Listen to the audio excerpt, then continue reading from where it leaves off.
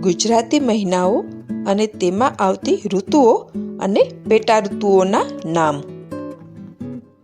કારતક અને માગસર હેમંત ઋતુ હોય છે.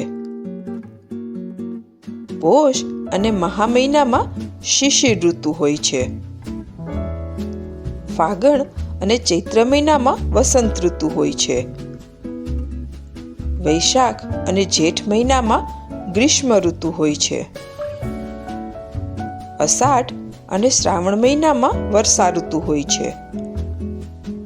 ભાદરવો અને આસો મહિનામાં શરદ ઋતુ હોય છે. કારતક માગસર હેમંત ઋતુ, પોષ મહા શિશિર ઋતુ, ફાગણ ચૈત્ર વસંત ઋતુ, વૈશાખ જેઠ ગ્રીષ્મ ઋતુ, અષાઢ શ્રાવણ વર્ષા ઋતુ, ભાદરવો આસો શરદ ઋતુ.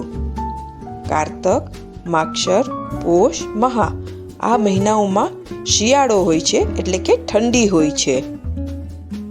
ફાગણ ચૈત્ર વૈશાખ જેઠ આ 4 મહિનામાં ગરમી હોય છે.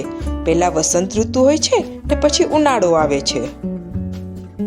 અષાઢ શ્રાવણ ભાદરવો આસો આ 4 મહિનામાં વર્ષા ઋતુ હોય છે, એટલે કે પહેલા વરસાદ હોય છે અને પછી પાનખર આવે છે.